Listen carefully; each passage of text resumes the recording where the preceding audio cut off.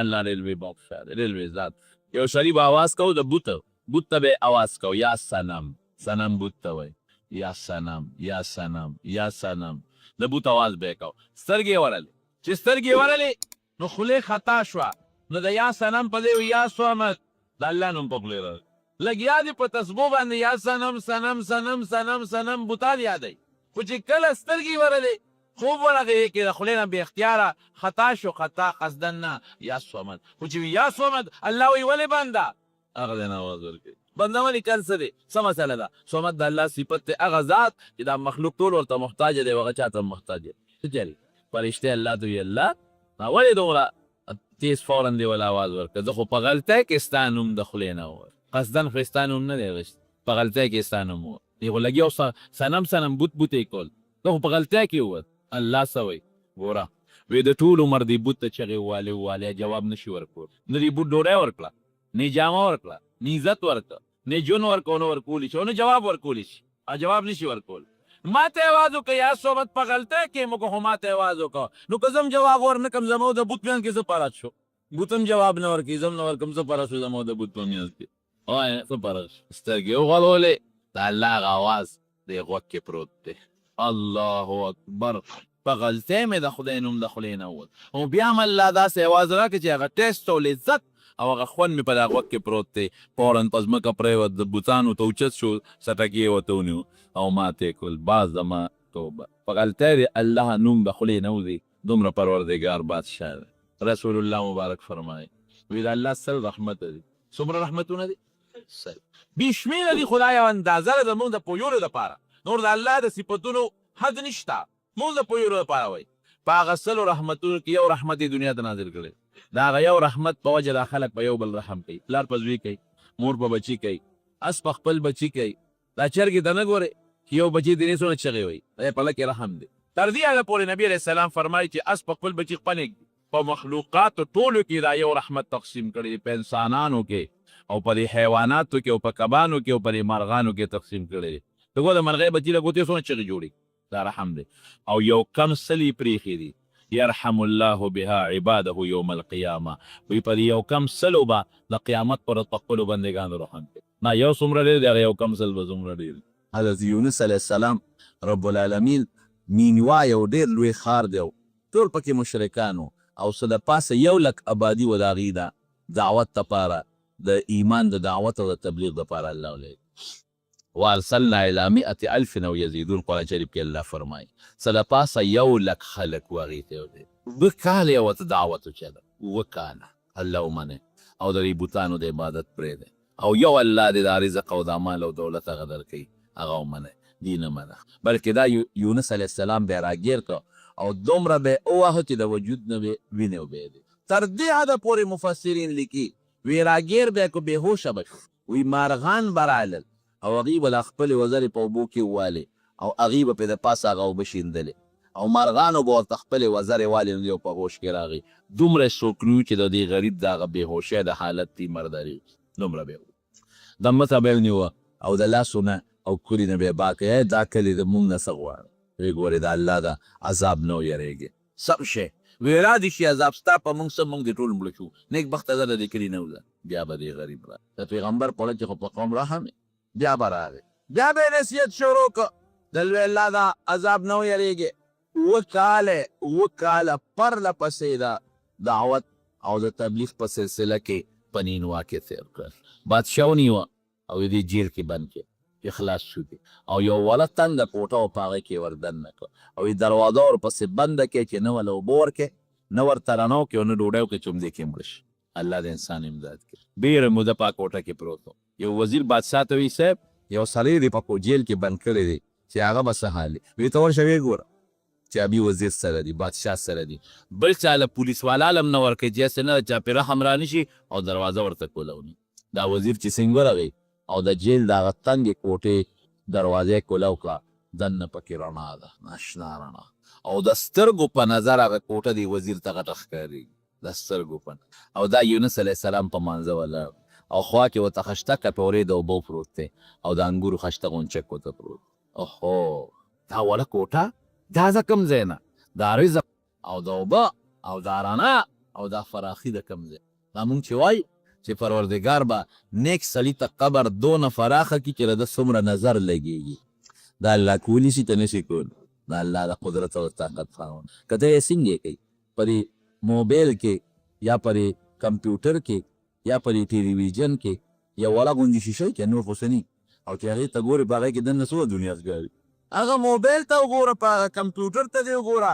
نو حالان کې هغه د څلورو ګوتو شیشې وړه غوندې او تا ته دومره دنیا پکې ښکاري چې غرونه پکې درته ښکاري او خاریي پکې درته ښکاري څومره فراخه علاقه پکې درته ښکاري نو دا یو مثال دی دا پردي غوندې مثال دی هغه د آخرت هغه پردي نه دی هغه به حقیقي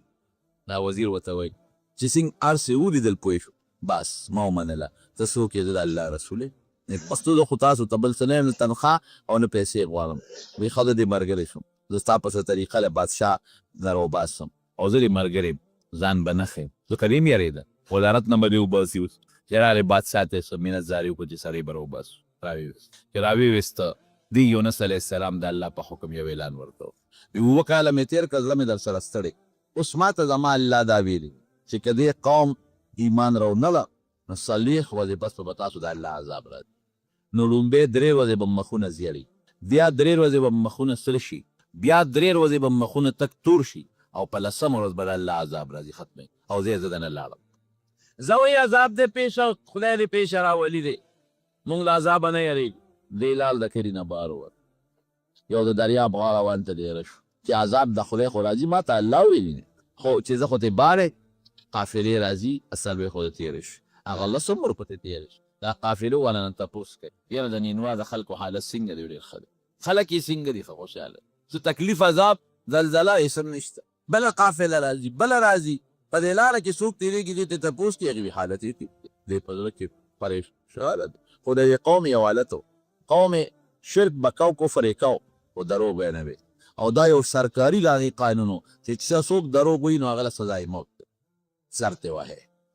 نو دې خو اوس پوه شو چې که دا اوس زه لاړم نو دې نینوا ته خو واپس زه تللی نه شم که زه ورغلم نو ما ته به اوس دا ټول قوم وایي چې ښه مونږ ته دې دروغ ویلي اوسه پورې دې وي په دې ورځ به عذاب راځي 50 ورځې خو تېرې شوې عذاب رانغی ملایکې وظنون اذ ذهب مغاضبا فظن ان لن نقدر عليه فنادى في الظلمات ان لا اله الا انت سبحانك اني كنت من الظالمين غصه دی لا چېرې وطن نه ځان وباس یو دریاب دی د هغې نه پورې وځي یو کښتۍ ولاړه ده چې کښتۍ ته ورغی او ډکه کښتۍ ده د خلکو نه ډکه ښه مضبوطه کښتۍ ده وروخت او کښتۍ روانه شو د کښتۍ چې د دریاب منځ ته ورسېده نو طوفان پرې راغی او داسې طوفان پرې راغی چې د کښتۍ د غرق کېدو یاره شو مانګي اعلان وکړه یاره وایي زمونږ دا کښتۍ غرقېږي او زما د تجربې په بنیاد یو خبره ده هغه زمانه کې به دا غلامان عمریان به نو بعضې غلام عمرهي به د خپل مالک نه تښتېده وایي دا زما تجربه ده چې کله هم زمونږ کښتۍ ته داسې یو غلام داخل شوی دی چې هغه د خپل مولا او د مالک نه تښتېدلی نو دا چل کېږي او هغه غلام چې بیا موږ دریاب ته غورځولي نو زمونږ کښتۍ بچ شوی نو داسې معلومیږي چې زمونږ په دې کښتۍ کې د خپل مالک نه د خپل مولا نه تښتېدلی یو مهرباني وکړئ هغه ځان وښایه دغه یو کس که موږ دریاب ته وغورځوو نو که خدای بچ کو که بچ نه شو په دریاب کې خو نورو کښتۍ خو به بچ شي که نه حضرت یونس علیه السلام پاسې پوه شو وی هغه د خپل مولا نه تښتېدلی غلام دی د خپل مولا نه تښتېدلی څنګه تښتېدلی د خپل مولا نه تېښتې دا وه چې د الله د حکم انتظار یې ونه په کار دا وه دی خو د الله پیغمبر دی او د ده زړه لږه راغله چې قوم له الله عذاب ورنه که نو ودرېږه چې د الله نه زه تپوس وکړم معلومات وکړم چې الله ما ته خو داسې ویلي او عذاب رانغی زه څه وکړم وروڼو دا قاعده ده هغه زمونږ د طالبان وي حسنات الابرار سیئات المقربین یو عام سړي نه که یو غلطي وشي دونه الله نه رانیسي او چې د یو خاص سړي نه وشي نو په هغې الله د الله تعالی ګارښ ډېر زیات زه به مثال درکړم په دنیا کې به مثال درکړم عام خلک ګناهونه کوي هر څوک غږ نه کوي ډېر خلک ګناهونه کوي خو که یو عالم یا یو وجي صاحب یا په ګیره باندې یو صوفي یا یو کوټکي والا یو غلطي وکړي دنیا کې خلک یې څونه ملامته کوي ای دا لا ملا یو دا غلطي کوي ای دا لا شیخ ته یو دا غلطي کوي ای پټکې والي یو دا غلطي کوي خلک یې ملامته ګڼي عام خلک به دنیا جواره او غلطۍ کوي څوک پې انکار نه کوي بل خلک انکار کوي دغه رنګې د الله نظام هم دی بار که ته ګناه کې اسم نشته ګناه خو ده د ولې نه خو لیکن دونه دغه نشته او که په جومات کې دننه دې ګناه وکړله نو سزا یې زیاته ده که نه نو پیغمبر نه ګناه ګورې نه کېږي دا د دین مسله ده پیغمبران د ګناهونو نه مکمل پاک دي محفوظ دي د ګناه نه ده کې که الله ورته وي چې مزه او دیته نو دا بیا ګناه وه الله خو دې نه یې منې کړې خو صرف دومره وه چې په کار دله دا وه چې د الله د حکم انتظار یې کړی او د الله د حکم انتظار یې ونه او قرآن شریف کې الله فرمایي وظنون اذ ذهب مغاضبا غصه دی چاته غصه دی ځان ته غصه دی چې دا دومره کلکه خبره مې ولې کوله قوم ته غصه دی فظن ان لن نقدر علیه بعضې خلک د دې معنا غلطه کوي وایي ده دا ګمان وکړه چې زمونږ څه طاقت به په دره نه شي نو پیغمبر په الله دا ګمان نشي کولی چې په ما د خدای قدرت نشته دا نقدرو باب چې دی یو قدره یقدرو دی او یو قدره یقدرو دی قدره یقدرو طاقت او قدرت ته وایي او قدره یقدرو تنګش ته وایي سختی ورکول الله یبسط الرزق لمن یشاء ویقدر نو لن نقدر نه دی لن نقدر فظن نه دی دا ګمان وکړه چې زه ځم او لن نقدر علیه الله به ما له څه تکلیف را نه کي ولې منې کړی خو یې نه یم څه سخته خبره به راته ونه کي ځکه زه خو یې نه یم منې کړی چې یې منې کړی وم مطلب نو بیا به الله غوسه کېده خو بیا هم د الله د حکم انتظار پکار و انتظار یې ایزا هغه تښتېدلې غلام وي نه ته چېرته کېدی شي ته خو ډېر نیک انسان یې هغې پېژنده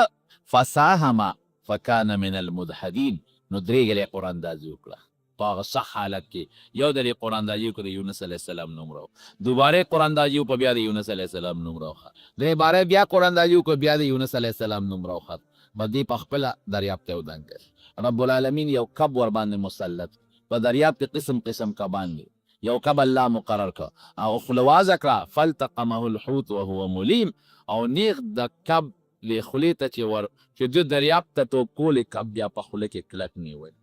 او الواق یې تېر که شخوند یې پې ونه وه الواق یې تېر که د کب کېډې ته غټ غټ میان او کبان اوس هم په دې دریابونو ما څه زمانه مخکې یو رساله کړه چې قسم قسم کبان دي شنه قسم سره کبان دي پکې د چا یو شان سرمني د چا بل شان یو غټ کب یو عربي غشتې او کسان ورته نښتي داسې سرمنې ته ایستله که مونږ چې د غوی او د سندانه زرمنو باندې نو دا شیشنما کب دی دننه د بار نه ښکاري او بار د دننه نه ښکاري دې کې د الله حکمت و چې دا دریابونه په یونس علیه السلام کړ او کب لګیا شو په دریاب کې روان دی ګرځي څوک یوه هفته لیکي او څوک څلوېښت ورځې لیکي او څوک 3 ورځې لیکي څوک 10 ورځې خو دا چکر یې وله په دریاب کې یونس علیه السلام ولې په دې وجه چې تا زما د حکم انتظار ونه کړ او ته نیغ په نیغه لاړې او کښتۍ ته وختې ولې ته خو زما پیغمبر یې په کار دا و چې ما نه دې تپوس کړی وي او د ما د حکم انتظار دې کړی او هلته د دریاب په منځ کې او د کب او د تیارو په منځ کې څه وایي فالتقمه الحوت وهو کظیم غمجن پریشانه دی الله جیل کې دې واچولم خو ناشنا دې نه به وتی شم او که نه به شم کتې فنادا فی الظلمات ان لا اله الا انت سبحانک انی کنت من یو د دریاب تیاره ده یو د کب د ګیډې تیاره ده او یو د شپې تیاره ده او د طوفان او زلزل تیاره پکې لا بیله ده په دې ټولو تیارو کې دننه لګیا دی الله ته فریاد کوي فنادا فی الظلمات ان لا اله الا انت سبحانک الله بس ته ربې ګورې او ډېر د پاکۍ خاوند دی د هر عیب نه پاک ځکه لکه سړی پریشانه شي په دنیا کې هر قسم حالت راځي دویم الله شکر دی چې ته شکر چې زمونږ د عرب شته حاجي صاحب چې هر قسمه تکلیف راشي نو لاس به ورته اوچت او د دغه نه فریاد به ورته وکړي هېڅوک دی والله که په کار شي بغیر د الله او بغیر د الله نه زمونږ بل سره شته هم نه ګورئ ډاکټر به د علاج کوي خو چې د ژوند نه مایوسه شي او ډاکټر درته وایي چې باس بیماري د لا علاج ده ته خو به چاته اواز کوي بیا الله دا د یقین دی لوږه تنده راباندې راله هلکه لاس پې وامړو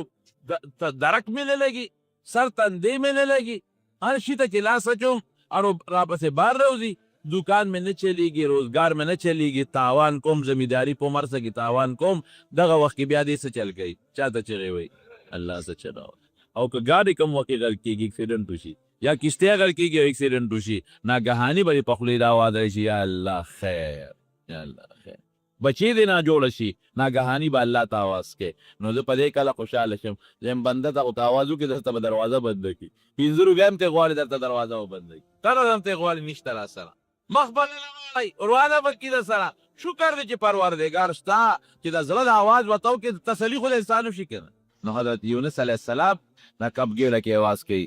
لا اله الا انت، الله ستانه بغیر بل ذات نشته، سبحانك ارعب نه پاکي اني كنت من الظالمين. ما ځان سره په ذوق زیاتې وکړه، په کار ده چې ستا د وحي انتظار مې کړی وی او مې نه دی. هلته فرشتې الله ته ودرېدې، یا الله یو اواز د سور وزو نه ورو، ډېر د جوړې نه اواز راخیږي، پته نشته د چا دی، ډېر د جوړې نه را روان دی او ډېر زیات فریاد دی او ډېر زیات د عاجزۍ چغه ده او ډېر داسې ده لکه چې څوک ډېر سخت الله نښتي، څوک سخت نښتې دی، ډېر ویښ د را روان دی دا اواز او ډېر د عاجزۍ او ډېر زیات فریاد لکه چې څوک سخت نښتي پروردګاره. یو دا مې یو بنده رانیولی د کب ګیډه کې مې رسولی دی او د کب په جګر د پاسه سر پروت دی، سخت مې رانیولی دی. الله څوک دی؟ حضرت یونس. او الله هغه بوډا سپین ږیرې چې ستا دپاره 7 کاله په کوڅو کوڅو ګرځېم، الله دې رانیولی دی او حقه مې رانیولی دی. الله موږ درخواست کوو معافي. رب العالمین څه وایي؟ الله ګورې جوش هم زیات دی، رحم هم زیات دی، نیوکې هم زیاته ده. زه چې تا سره اخلاص کوم او ښه د سره کوم او تا له غلطي کېږي نو بیا به ما له غوسه ډېره راځي که نه به راځي؟ عام سړي ته به دومره نه راځي او تا ته به ډېره راځي چې تا سره څونه اخلاص کوم او ته بیا ورانې کې. رب العالمین قرآن شریف کې فرمایي فلولا انه كان من المسبحين للبس في بطنه الى يوم يبعثون. وی که ده د کب په دې ګېډه کې زما تسبیح نه کوله او زما یاد یې نه کو نو ما به د کب له تر قیامته پورې جون ورکړی و. دا یونس علیه السلام تر قیامته پورې د کب په دې ګېډه کې جیل پیل کې پروت و قیامته پورې. للبس في بطنه الى يوم يبعثون. قیامت چې خلق د قبر نه پاسي یوم یبعثون هغې زمانې پورې به مې هم د کب له جون ورکوم دله او دا به قبر و او دا د کب ګېډه به جیل و او دې کې به ګرم هلته فریاد یا وروځې او یا څلوېښت د اختلاف پکې شته. کب د دریاب په غاړه الټی که او بار یې راغورځو، بار یې چې څنګه راغورځو وجود یې کچه شوی دی، الله فورا ورباندې د کدو یو بوټی زرغون کړ، فورا چې وجود ته نقصان ونه رسي او سوري پوه شي. پاڼې دې پلنې کې بالکل پټ شو او یو چیلی په الله مقرر کړه. چیلی به راتله او خپل غلام یونس علیه السلام دې خولې ته راوړله او ده به دې پیس کړل. په هغې یې ګزاره شوه، وجود یې لږ کلک شو، چې وجود یې کلک شو نو هغه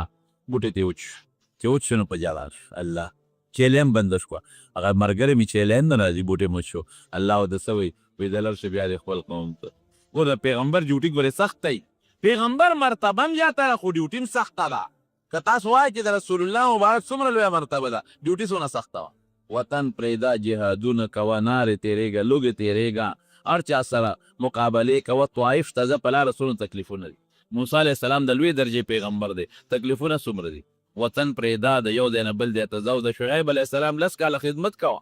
ابراهیم علیه السلام د لوی درجې پیغمبر دی، تکالیف یې څومره دي. وطن پرېږده، اور کې وغورځولی شو، زوی لال کا، تکالیف دي. نو وی شابه دا نینواته ده. الله وی برابر دي، ټیک دي. زبردست یې به در برابر کړی دي، هغه مسلمانان شوي دي، ستا انتظار کوي. اوس به څنګه ورځمه، ما به څنګه پیژنې یو چیلو والا. وی د نینوا خلک څنګه دي؟ وی ټول مسلمانان، ټول د الله عبادت کوي. وی زه حضرت یونس یم، داسې نیری وکړه د سوال نه پیدا کېږي. که زه وسوللم او تا هغه نه زه قوم خو دا عادت دی او دا قانون دی چې دروغجن ودي ما به مړ کړي. وی داسې وکړه دی خوا راشه، وی دا چیلی به والې او دا به بوځې. په چیلی ورته لاس راکړه، هغې غولانځو کې فورا پیسې زیات ډکې شوې غولانځې. وی دا به بوځې او هغوی ته به ووایې چې دلته کې ستاسو پیغمبر یونس د دریاب په غاړه دی. او که هغې وي چې ته دروغ یې د چیلو ته وایي دا به د لګوی وکړي. د چیل تلال په دې علاقه کې هغه وخت کې مقات و چې ورغې تاسو چې چا پسې ګرځئ، ستاسو هغه هغې ته پسې ګرځېدل، ستاسو هغه پیغمبر خو دریاب په غاړه دی. وی تا ته څه پته لګي؟ وی زما د چیلو ته وګورئ، ټولې ټپې دي، پای پکې نشته، او په دې 2 غلاس راښکلې دی غولانځو ته وګورئ د پای ډکې. او که نه منې دا چیلی به ما لګوی کوي. چیلو ګوی وکړه چې په مونږ یې لاس راښکلی دریاب په غاړه ولاړ دی پیغمبر، رادل دی یې بوت واپس. الله دا دې را سره څه وکړل؟ دا خو وی چې دوی باندې عذاب راولو، عذاب خو دې پرې رانهوسته. قرآن شریف کې الله فرمایي فلولا كانت قرية آمنت فنفعها ایمانها الا قوم یونس. په مخ د ځمکه چې په کم قوم عذاب راغلی دی او د عذاب نه پسې توبه استره، د هغې توبه نه ده قبوله، توبې فایده نه ده ورکړې شوه د یونس علیه السلام د قوم. په دې 3 ورځې مکه د یونس علیه السلام د وینا مطابق عذاب راغی، مخونه زیړ شو. بیا ورپسې 3 ورځې کې مخونه سره شو، بیا ورپسې 3 ورځې کې مخونه تک تور شو. او په 10مه ورځ چې کله عذاب راغی ورېځ راله راښکته کېدله، به دې پوه شو چې دا خو د یونس علیه السلام خبره رښتونې کې ده. قوم ته یې ویل شابه وځئ، الله ته توبه وباسه. بادشاه سره د قوم نه ووت، نور څه نه وتل، خو صرف دومره وی چې د یونس پرب زمونږ ایمان دی، په یونس هم ایمان دی، د هغه پرب هم زمونږ ایمان دی. او چغې یې جوړې کړې پروردګار ته، په دې چغو الله ډېر خوشحالېږي، په چغو ورخفه کېږي او په عاجزۍ او په چغو خوش. الله سره بچي ویستل، بچي د مور میندو نه جدا کړل، بچو میندو پسې چغې والي، او څاروي ویستل، بچو څارو پسې چغې والي او چارو بچو پسې چغې والي. یو شان غوغا د غوغا د غوغا د غوغا چلی. الله رحمت په جوش کې راغی. الله خو رحمان دی کنه، الرحمن الرحیم، رحمت جوش کې راغی. قرآن شریف کې الله وایي چې د عذاب آثار په کم قوم شروع شوي دي، ما دا قوم نه دی بچ کړی،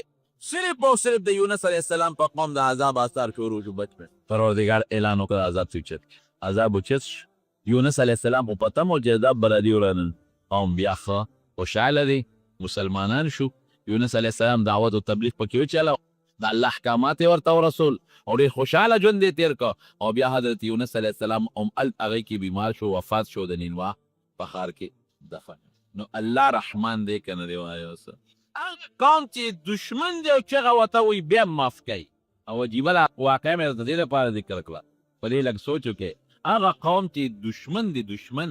او چغې ورته وواله، نو په هغې یې رحم هم وکړو، او د هغې د هغه رحم د وجې نه خپل محبوب پیغمبر هم راونیوه، هغه هم راګیر. فرحم دونه الله، د الله دونه رحم. الرحمن معنا به څه کوو؟ هغه ځان چې هغه په دنیا کې په خپل دوست او دشمن په دواړو مهربانه دی. کافر نه یې مړ کوي او مسلمان نه یې مړ کوي، هم عزت، هم ډوډۍ، هم شکل، هم جامه، روپۍ پیسې یا سره زر چاندي دي اوچتول څنګه دي. که داسې شی په لاره کې میلاو شو چې که مالک ته پته هم لګي چې دلته مانه شی پروت دی او راځي ورپسې نه، هغه اوچتول هر چا له جیز دی. لکه یو ټماټر دی په لاره وموند، نو که ټماټر د چا نه پروت یا راته پته مو لګي چې د پلانکي جومات خوا کې مانه ټماټر پروت دی، نو بیا م ورپسې نه راځي، د اوچتول تا له جیز دی. او که داسې شی دی وموند چې هغه د قیمت شی دی، که مالک ته پته ولګي نو ورپسې طلب کوي، نو دا بیا دوه قسمه دی. یو هغه دی چې د هغې د روکېدو څه احتمال نی، روکېږي نه، که دوی اوچت نه هم کړي نو څوک یې نه غلا کوي. لکه مثلا یو لرګی دی په دې لارو کوڅو کې دی، په دې د خلکو دا ټالونه جوړ کړي او دی په دې بعضې سړک په غاړه لرګي کېږي، څوک چقندر کېږي، هغه مالک ته پته ده که نه، هغو ته نه شي اوچتولی او نه څوک غلا کوي. داسې شي چې وي چې که تې نه اوچتی د روکېدو احتمال یې وي، نو هغه اوچت که. چې اوچت دی که نو بیا به پوره چغې وي، اوازونه به کوې چې ما یو شي موندی دی، د هغې نښه، د هغې لوښي، د هغې رسی محفوظ که، ما یو شي موندی دی چې ما ته څوک نښه پته وښیي نو را دي شي زه به یې وله ورکړم. دا اوازونه به کوې. داسې به نه کوې بعضې خلک یې په لاره شي ومومي جیب کې واچي غلې غوندې پاپې کېږي، یو قابل خوا ګوري چې څوک نه لاس ورچت جیب کې ومنډي، نو ځان سره پټ وایي یو شی مې موندی دی، درې چغې ځان سره ووایي. نه د چغو مطلب دا چې مخلوق خدا خبر کا چې کوم لیلې موندې هلته چغه ووه، سوزکي نه پروت دی، نو سوزکو اډې له لاړ شال ته اډې والا ته اواز وکړ، کلنډرانو ته ووایه یو شی مې موندی دی. فلینکوټ ته پروت دی، فلینکوټ اډې له لاړ چې دی په دې خواري به کوې چې دا دی او که دا خواري به کوې. څونه موده به دا کوې چې د هرې پورې چې ستا غالب ګمان دی چې مالک په پسې تر څو پورې ګرځي، د لږو پیسو شي پسې لږه موده ګرځي، د ډېرو پیسو شي پسې ډېره موده ګرځي. نو چې ښه یقین دې راغی او ښه چغې دې ووالې او دنیا دې خبر کړه، اوس خو اخباراتو له هم ورکولی شي، اعلانونه هم کولی شي او بیا هم څوک پیدا نه شو، نو که غریب یې په خپل استعمال کې راوله او که مالدار یې بل چاته به وبخئ غریب ته. خو که چېرته چاته دې وبخه او یا دې په خپل استعمال کې راوسته غریب وې او وروسته یې مالک پیدا شو، نو بیا به یې ورکې. دا د دین مسله شو. سړی مړ شي، ښځې او دې سړي ته کتو دپاره دې جایز دی او که جایز نه دی. میله جوړول په مړي منع دي چې میلې پې جوړوي، یو هر قسمه پردی ښځې راځي ورته ګوري، او که میله نه رشتهدارانې ښځې د سړي مرګ ته د عبرت دپاره کتي شي او منات یې نشته چې په بد نظر او په غلط خیال نه. یو سړی جومات ته رادننه شو چې ویې کتل د جومات په دریو ګوټونو کې درې کسان ولاړ، یو هغې ګوټ کې ولاړ دی، یو دلته ولاړ او یو دې بل ګوټ کې ولاړ دی او د الله عبادت کوي. دې چې راغې ده وکتل نو دې هم یو ګوټ کې ودرېده، یو ښځه راله ښایسته ښکلې جینۍ ده او هغې سره لاس کې یو غټ ټال دی د اعلی غوښو او د هډوکو او د مزیدار پولو مولو سامان خوانچه ده ورسره کېښوده، او دې جینۍ سره لوټه ده او دا چیلمچي لاس وینځونکي دی ورسره. نو دا جینۍ راله هغه یو بابا ته خوا کې ودرېده او هغه ته وایي لاس ووینځې، اوبه درته اچوم. هغه لاس وینځونکي او لوټه یې ورته ونیوله، هغه ورته وایي اخوسه دا ورته بیا مینت کوي هغه ته مخالی مینت کوي اخر کې سړی راضي که لاس ووینځل د جینۍ ته هغه لاس وینځونکې لوټه بل طرف کړه او هغه د خوراک د غوښو او د پولونو هغه ډکه خوانچې ورته مخې ته کېښه هغه لګیا دی خوراک هغې سړي بابا لاول کو انکار کو نه خورم خو دې ښځې مجبور کړه دې جینۍ چې هغه خوراک کوي ډوډۍ خوري او غوښې خوري نو چې هډوکي نه غوښه خوري نو هغه هډوکي راوالي او دا جینۍ پې په دا مخ خوري او دا جینۍ په هغې کې متمینه زاري کوي چې خیر دی که ما په هډوکي لیلي خو خوره دا شی وخوره یو کاسه ور مخکې کوي بله مخکې کوي هغه چې هډوکي تش کي نو چې شړق شي نو د دې جینۍ دا مخ پیولي چې بل هډوکي تش کي نو چې شړق شي د جینۍ دا مخ پیولي او جینۍ په هغې کې هم نه خفه کېږي هغه سړی رضا کوي مولې کې چې مولې کې دا جینۍ راشي د دویم لا هغه ته لاس وینځونکي ونیسي جوټې سره چې لاس ووینځه هغه ته مخ هلی راغی او دی رضا کوي مخ ته هلی راغی او دی رضا کوي اخره کې رضا کي نو لاس هغه هم د دې لومبي په شان ووینځي لاس وینځونکي لوټه ته اخوا کي بیا ورته مزېداره خوانچه ډکه ده قیمتي خوراکونو کې دي نه خورم مینت کې لاس دې مو وینځل او شا به لږه مهرباني وکړه وږې که نه شا به عبادت کې هله چېرې پوټې طاقت دې پیدا شي شا به وخوره هغه هم دغه چل کوي چې هډوکي خوري غوښه ترې وشوکوي نو هغه هډوکي راوچت کړي او دا جینۍ پې په دا مخ د دوله خلاصولي بل هډوکي هم دا چل کوي هغه دریم کس خو لګیا دی خپل عبادت کوي او دا څلورم اشنا چې دی ګوټ کې ولاړ دی نو دی ورته په دې سترګو کې نیر ګوري چې خدای زما نمبر به راځي او که نه سترګې د حرص نه ډکې دي او ما له به هم پوله وروړي که به راونونې او خلاص به شي او که نه دا درې خو داسې معلومیږي لکه قربانه چې دوی له خو دا جینۍ راوړي زه خو پکې نوی میلمه رالم نو دې مونځ هم کوي نیت تلي کې دا جینۍ وایي چې لکه دا عبادت ګزار دی او په سترګو کې داسې په دې ګوټونو کې ورته نیغ ګورم چې خدای خیر پکې واچي خدای ګوري چې اوس مال هم راشي چې دا جینۍ هغه دویمه مړ کړه درېم له راغی او دا څلورم اشنا ورته بیا داسې سترګو په بوټ کې ځان هم ښکاره کوي ریاکاري کوي چې عبادت کوم چې دا جینۍ وایي چې دا خو هم عبادت ګزار د شی راله او په سترګو کې ګورم چې خدای خلاص نه شي غوښه خلاصه نه شي هسې نه چې دا خوانچه یو چې زما په کیسه ونه شي لږ یې سوچ کوي چې دا خوراک به څنګه وخورم او مکه چلې وکړه درې مې هم رضا کړه نه کوم لاس نه وینځم لرې شه روکه شه او دا ورته منت کې اخر کې لاسونه پې ووینځل لوښي ته یې خوا کړل خوانچې راواغېسته او درېم ته یې ور مخکې کړه هماغه چل کوي چې خوراک خوري غوښه خوري نو په هډوکي دا جینۍ په دا مخ خولي په بل یې مولي په بل چې هغه یې موړ کړه نو ده خو ورته له مخکې نه شیشه غشتی و نیر یې کتل نو جینۍ راله دله چې راله لوښي یې ورته ووینځه لاسونه ووینځه نو دا یاره لکې څوک یې که ست کوم نه لاړه نه شي که ست کوم لاړه نه شي لاسونه ووینځه په ده ورته له مخکې نه له ستوري نغښتي و لاس یې ووینځل لاس وینځونکي ته یې وړه هغه کاسه ډوډۍ وله راوړه ویې وخوره دی وی خدایه که ویم د هغه نورو په شان ویم چې نه خورم رانې چې ته یو نه سي شورو یې پې وکړه چې شورو یې پې وکړه او غوښه یې د هډوکي نه خلاصه کړه نو هغه هډوکي راواغېسته د هغه دا خیال و چې ګنې د دې خلکو رواج به دی چې څوک دله ډوډۍ راوړي نو په هډوکي به هغه کوربه ولي لکه هغه لومبي هم دا چل وکړه دویم هم وکړل دریم هم دا چل وکړه دا به د دې کلي رواج وي نو چې غوښه یې وخوړه هډوکي راواغېست او دا جینۍ پې په دا مخ وویشته چې ویسته جینۍ ته لوښی را بې خوا کړ او ورغړې ول د دې مرۍ نه یې کلک ونیو ستا هغه داسې کړې خبیث بچیه خورې نو وخوره ډکېږې نو ډک شه نه ډکېږې مه ډکېږه په هډوکي دې ولې ویشتم ما دل ډوډۍ راوړه او ته ما په هډوکي ولې او تو یې خورې خو هغه لومبي هم دغه چل وکړو دویم هم هغه چل وکړو دریم هم هغه چل وکړو نو ما وی دا د دې علاقې رواج دی نو ما هم دا چل وکړو وی بیخ دې وده ما پېژنې وی نه وی زه دنیا یم دا درې واړه ما نه خفه شوي دي رضا کومې نه رضا کېږي مینت ورته کړو په کاڼي تا خو هډوکي یادې چې په کاڼي اوسپنه مې ولي بیا یې وله راوړم ما نه خفه دي زه یې رضا کوم او سپېره بچیه چې راننوتم شیشکې دې اخیستې ومه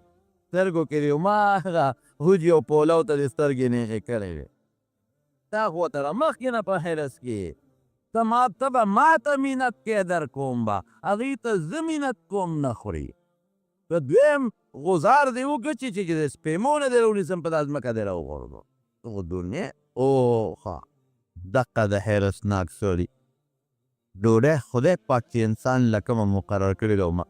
نبی کریم صلی الله علیه وسلم فرمایي د تا له خدای کومه ډوډۍ او کوم رزق مقرر کړی حقه دې هغې کې زیاتې به نه کړي حرص به نه کړي ګټه کوه حلاله ګټه کوه د مازه وخت چې جومات ته ځه نفل هم کوه ګاک دیني تسبیح ملوه زمیندارۍ کې او بخور ټیم دیني پوله باندې کښېنه قرآن تلاوت شروع کړه سوره اخلاص وایه فصل نه فارغ شو جومات ته وخېجه تاجر دی ګاک نشته قرآن تلاوت شروع کړه نیغ سنې سوره اخلاص شروع کړه دکان کې دفتر کې کار کې بابوی سیکرټري یې مانځه وخت سي فورا جومات ته ځه او مانځه وخت نی او کار دې نی لږ تسبیح واره او خدای یاد کړه او حلاله مزدوري کوه د حرامه نه ځان ساته او بېځایه حرص مه کوه ګناه ده کم شي خدای مقرر کړی دی ابی یو سړي جومات ته رادنه وت ناوخت امام صاحب په جومات کې ملاستو دې چراغ دروازې وواله امام صاحب خیال و چې ته تعویض معویض ده به څوک راغلي ورکه دروازه به ورته کلو کله 100 روپۍ خو به دې وایلو چې دروازه یې کلو کړو دا سړی ولاړ دی نیغ را دننه شو امام صاحب ورته څنګه رالې وایي صاحب شپه ده او مسافر یم او میلمه یم او بعدو بارانو نو ما وی راشئ د جومات کې به شپه وکړې امام صاحب خو پوه کړو چې دا خو تش ګاک دی ده سره غوسه نشته ای تا خدای بې خو بازه خوب نه دی وویسته تا خدای مردار کړه څومره ده نه دی دې غریب هغه غاړې ته څملاسته ملا صاحب دغه امام صاحب له چا څه خوراک مراک راوړی و هغه یې راواخېست دې مېلمه ته کې خوره شه سپېره خوب به دې ویستو که لږ خوراک را سره کې را سره وکړه مېلمه ورته څه وکړه او دوی زه خو دا نه خورم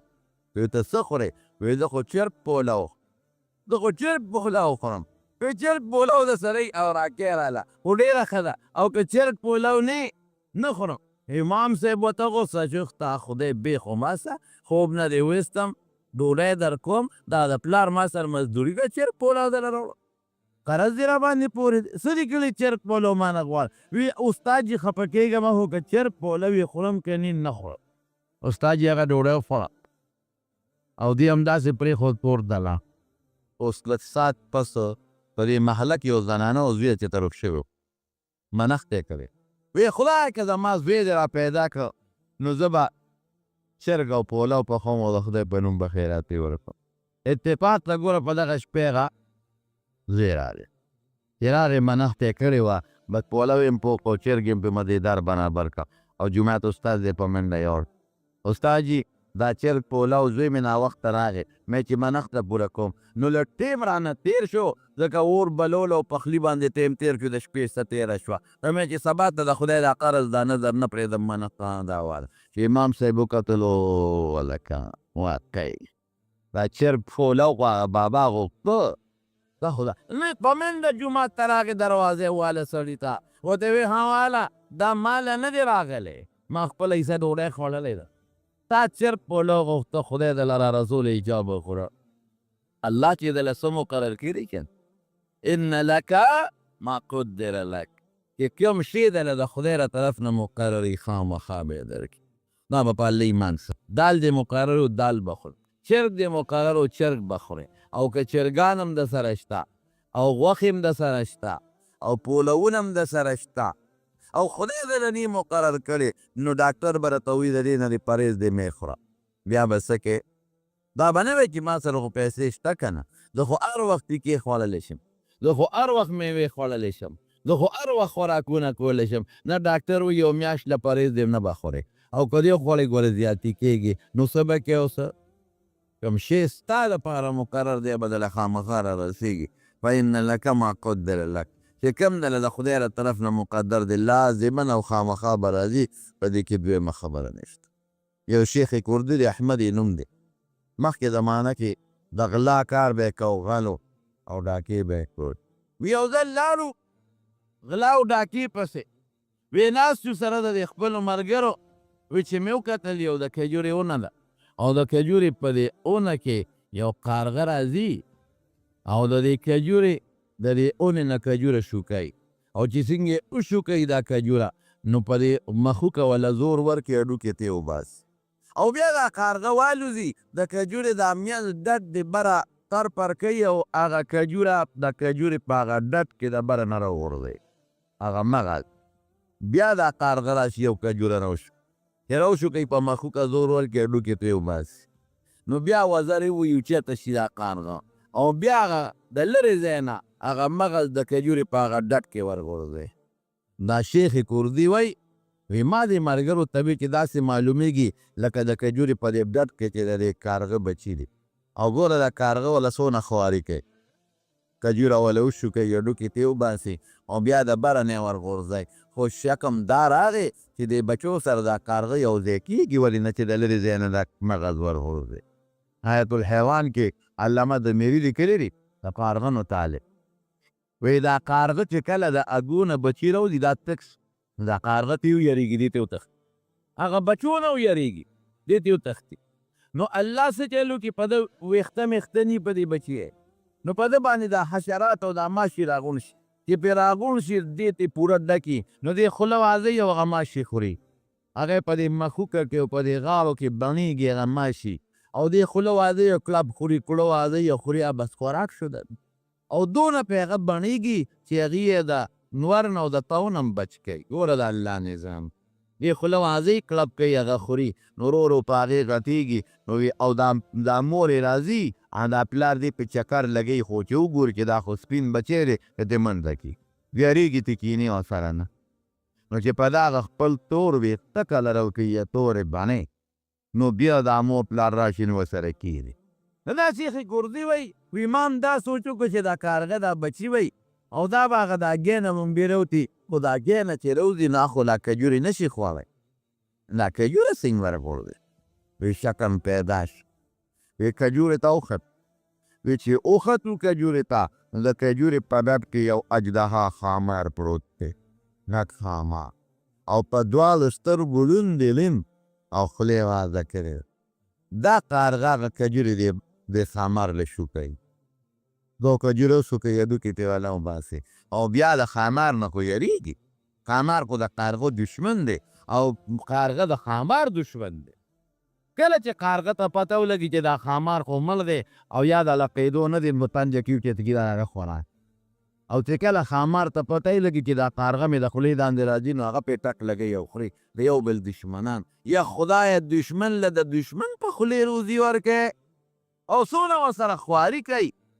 هډوکې نه یې وله وباسي مغز تیار کړي لکه د الوا په شان په جوړ نه ترې مغز ویس په الوا ته جوړه شول او بیا بره پر وایي یریږي م ته او په دې خوله کې یې وله ورغورځوي الله هغه ذات دی چې دشمن له د دشمن په ذریعه روزي ور او په کومه طریقه روزي ورکوي ان الله هو الرزاق ذو القوة المتین الله وایي ګورې زه روزي ورکوونکی او د ډېر لوی طاقت خاوند دی ډېر مضبوط دی روزي ورکوونکی ویږي د الله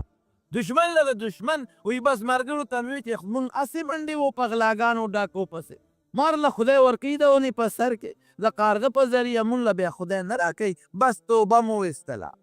خدای پاک سي یو ډېر لوی عالم او ډېر لوی بزرګ د زمانې جوړ کړه او چې څومره یې غله ډاکوان ملګري د هغوی نه وله خدای شاګردان او مریدان جوړ نو روزي د خدای په لاس کې زما رو چې خدای د لسم مقرر کړي دی بی هرس باندې مونږ هغه یو ځل د سکول کتاب کې څه تا څلورم جومات کې او که پنځم جومات په کتاب کې واقع یم سپي غوښه نیولې ده او په دریاب روان دی خوله کې هډوکې دی د غوښې چې لاندې وکتل خپل شکل ورته ښکاره شو په اوبو کې هغه خپل شکل چې ویلن هغه خو د غوښه خوله کې نیولې وه نو چې د کوم شکل دی نو هغه هم خوله کې غوښه ده ده سوچ وکړو چې دا جوړ بل سپی دی اوس لکه دا غوښه پې اخلمه نو غپ یې ورپسې وکړه خو د شکل چې غپ یې وکړه هغه هډوکې تې د خولې نه وګرځېد امتلاله هغه بلې مونن فهرس چې څومره کې الحریص و محروم چې څومره په چا کې حرص زیاتي د خپل پلار نیکه مال او ډوډۍ ته هم بیا نه کېږي خپو کې ګرځئ پخوا داسې حارسان به ډېر وو هغوی به چې سپلی جوړې کړې نو دا چل به یې وکړه چې یو سپلی به یې په خپو کړه او بله خپه به یې ځان له تړلې وه چې که دواړه په خپو کوم خو دا سپلی به راته دغه شي زړې به شي یو خپه به یې په ډوپله تړلې وه او سپلی به یې لاس کې نیولې وه زه په لاس کې به یې ګرځوله چا به ورته وي دا سپلی ولې نه په خپو کې وي خپه مې خوږده ده نسته به یې وي د چې پنځه شپږ کاله به هغه یو سپلی په خپه وګرځوله به زړه شوه نو بیا به یې هغه بله واچوله او هغه لومبۍ خپه بیا وتړله چا به وي دا ولې وي د خپه مې خوږ ده نو په یو جوړه سپلی به 12-14 کاله تېر کړل بیخ د خدای د دغه پیسو بس ډوډۍ هغه ده چې ته وخورې او چې ته وخوري هغه ډوډۍ نه ده چې ته ترې فایده واخلې ستا بچي ترې فایده واخلې ستا ښځه ترې فایده واخلې ښکلې یې واچې ویغوندې او په ښکلې کوټه کې څملې او خشته بستره کې ویده شې او پکې لاندې څملې او ښه خوراک ته مو کې اسراف خو ګناه ده او ښه خوراکونه لري بچي او ښځه مو کې پېته ډوډۍ واخلې هر هېڅ سړي خپلې ډوډۍ ته نه کېږي شومې شم کنجوسي کنجوس شوم هغې ته وایي چې خپله بل ته نه لکېږي خو په خپله یې خوري او کنجوس دې ته وایي چې نه ځان ته لکېږي او نه بل ته لکېږي دا هر هېڅ سړی کنجوسي کنجوس نه ډوډۍ ځان ته لکېږي او نه بل ته لکېږي نه خوراک ځان ته لکېږي او نه بل ته لکېږي همدقسې پاتې شي د ایوب خان په زمانه کې اعلان شوی که ستاسو یادي چې د بټو دور و که د ایوب خان وې دا پیسې بدلې کړې بل شان نوټونو اداره بینک کې بدلې کړې هغه زمانه کې یو سړي سره په لکونو روپۍ وې په لکونو بچو ورته بابا چې دا بینک ته یو څو چې بدلې کړو وې دا حکومت په چل ول بوم را پیسې اخلي بیا ورته بچي کېناستل جرګه چې د خدای خاطر وکړه دا پیسې بدلې وې ګورې پلان کې تاریخ نه پس دا پیسې ردي کېږي یا پکې ګورې کجورې خرڅې بیا حکومت نالي وی تاسو نه پوهېږئ زما نه پیسې الیجوئ د حکومت په چل ول د خلکو نه پیسې غونډئ تاریخ ختم شو میاشتو پسې ولیده بیا به چې پیسو ته دوکاندار ته حاجت شو نوټ به یو هغې وشتې کاکا دا چې ته په اخبار والا غرضوه لکونې روپۍ لارې بربادي شو حیرت خطرناک شی ما یو ځل یو رساله کې کتل په امریکا کې یو ښځه وه سوال به په لندن کې رسا یو ښځه وه سوال به کو سوالګرې وه نو په فوټپات باندې غریبه مړه شوه په دې فوټپات به شپې ورځې تېرولې او کمبل به ورسره په کمبل کې به اوده کېده زوړ کند و ورسره شلېدلی کمبل او زوړ کند پاره کې به اوده کېده نیوسی به هغې کې هغه مړه شوه نو چې مړه شوه نو حکومت وي چېرته ګلاسپتان ته یې یوړه مالته حکومت تحقیق کوي چې دا د څه د وجې نه مړه شوه چا وجلې نی زهر یې نی خوړلی چا نقصان نی کړی نو چې حکومت یې تحقیق وکړو نو د لوږې له لاسه غریبه مړه وه وایي که دا د لوږې نه مړه ده او چې ولې کاغذونه وکتل نو په هغه کند کې ورسره 4.5 پونډ به راوختل پونډ ډېر قیمتي سکه ده زما په خیال کې د برطانیې پونډ د پاکستان به نن سبا د 200 دی که 300 روپو برابر وي یا د سلو ماته پته نشته دونه مضبوطه سکه ده نو په 2.5 پونډ ورسره پراتو او د لوږې د لاسه مرداره مړه شوه نو په پونډونو یې څه د برطانیې دغه ته پاتې شو خزانې ته پاتې شو د هغې دغه رنګې حیرتناک سړي نو مال بچو ته پاتې شي نوسو ته پاتې شي تلوسو ته پاتې شي قسم دې که ورپسې دوام کوي چې خدایه نه بابا مو بخیر هغه د خلکو د شرم د لاسه مقبرې ته له 100 روپۍ چې ته کلک صابون او یو باله جانې مازون یو څه وي دا د خلکو د شرم د لاسه او که د شبې جمعه ورپسې کي او شپټۍ دیګ ورپسې پوخ کي د څښه وروجو بې غوښې او د تختې هغه حلوا ورپسې پخه کړي چې ماشومان یې هم نه خوري او چې ته 40 ورپسې وکړي هغه هم د زړې څښه وروجې پخې کړي او به چې خلک وایي چې بابا پسې خیرات وکړه باقي خیر او فلاس په خپل یو سړي ته د پلار متعلق وصیت وکړه وایي ځان پسې به یې کول خیراتونه کړه مال ورسره زمونږ څه کار دی وایي دا خو د هغه نه دي دا خو زمونږ دی مې همدقسې دی پلار خو نو خورس خطرناک شی دی ګوره مجموم شی دی او روزي د خدای په لاس کې دی خدای پاک چې د کوم شی مقرر کړی دی هغې نه دویمه بلکل نشته حضرت یونس علیه السلام چې خدای پاک د کب د ګیورې راوویست او کب ته الله حکم وکړ چې دې الټی کړه او د دریاب په غاړه باندې کب الټی کړه نو خدای ورته د روزې انتظام کړی و که نو کړی سیلی به راتله اوسی به راتله هغې به هغه خپل پي یونس علیه السلام خولې ته ور دننه کړه نو هغه به راوه او گزارې پې کېدله. بنده چې خدای پیدا کی د رزق بندوبست یې د ده د هغه تر نیکه د پیدا کېدو نه مخکې موده کړي. دی خو څه کېده د پلارم نی پیدا نیکیم نی پیدا کر نیکیم نی پیدا. حضرت آدم علیه السلام هم نو پیدا چې خدای دا بندوبست کړی. ناشتې نه والا خدای بندوبست کړي چې دله به زه روزي ورکړم، دله به زه ډوډۍ ورکړم، دې به دومره زه په دې دنیا کې ګرځوم، دله به کوټه ورکړم، دله به دا ورکړم، دله به دا ورکړم. د انتظامات رب العالمین د مخکې نه کړي. خو مونږ د خدای دا مونږ بعضې خلک ویل لکه بیا خو کار کسب نه، کار کسب به کوې. دنیا د اسبابو ځای دی. لاس پې خدای پاک درکړي یې به لکې، په هغې به خپل کسب کې، په هغې به خپل کاروبار کې، په هغې به خپل محنت کې. د نبی کریم صلی الله علیه وسلم یو صحابي و، حضرت سعد بن معاذ رضی الله تعالی عنه. دا مدینه منوره کې دوه قوم و، یو ته به اوس وی بل ته به خزرج وی. دا د اوس قبیلې سردار سعد بن معاذ رضی الله. د مدینې خلکو به زمینداري کوله، پټي به یې کرل او باغونو کې به خدمت کو. د نبي علیه السلام نه په مخه ورغی چې په مخه ورغی حضور پاک سره استلمه شي وکړه چې دا څوک په پټو کې کار کوي د هغې د الله سخت دي لکې دلته اکثر غوټې لاسونو کې غوټې. نبي علیه السلام ورته ساعت وي دا لاسونه د کلک نه دي، غوټې پکې نه دي. هغه وی د الله رسوله په دې بچو له ډوډۍ پیدا کوم کو دا پیوا او چاری پې راکاږه کټو کې په خدمت کوم. قسم دی نبی علیه السلام مبارک د هغه دواړه لاسونه راوچت کړل او ښکل یې کړل والا. حضور پاک ښکل کړل او څه وی سعد دا لاسونه به د جنت ته ځي. نو په کومو لاسونو چې ځان له خپلو بچو له روزي پیدا کې دا ثواب دی. حلال مال طلب کول دا ډېر لوی اجر لري، دا ډېر لوی ثواب لري. کسب به کې، دکانداري به هم کې، زمینداري به هم کې، نوکري به هم کې، تنخوا به هم هلې. ولې چې ځان له روزي وګټې، بچو له هم روزي وګټې، ښه واغوندې، ښکلې ښکلې وګرځې، ښه غمخوادي وکړې او کور ښځې او بچي دې ښایسته ژوند تېر کړې. خو حرص به نه کې. حرص یعنې ځان به په پیسې پسې نه لیونی کې، ځان به په دولت پسې نه لیونی کې چې د نه خدای هم یېري، قرآن هم د نه یېري، ذکر هم د نه یېري، د دین خبرې د علماو تقریر اورېدل هم د نه یېري. او بس یو پیسه ده او ته یو منډه ده او منډه ده او منډه ده. ګرمي د طالب اکتفا وکړو ښه دا تارونه سوځېدلي ګرمي. نو نبی کریم صلی الله علیه وسلم فرمایي لوین عبد الدینار لوین عبد الدرهم لین عبد الخمیسه. څوک چې د دنیا مال سامان درهم دینار پیسو پسې ځان لیونی کړي، شپه ورځ په هغې پسې منډه او د شپې هم د هغې دپاره سوچونه او فکرونه او خدای ورسولي او دین ته هېر دی. وی په ده د خدای لعنت نازل شي. خیره ورته کړی این اوتویا که دا شی ورته میلاویږي نو رضیه بیا دې خوشحاله بیا دې خوشحالي چې مال خو میلاو شو. ویل لم یوتوه او که دا شی ورته میلاو نه شي نو سخطه بیا په غصه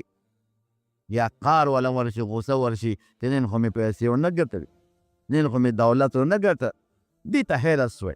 دا ډېر خطرناک مرض دی په دنیا کې هم او په آخرت کې هم.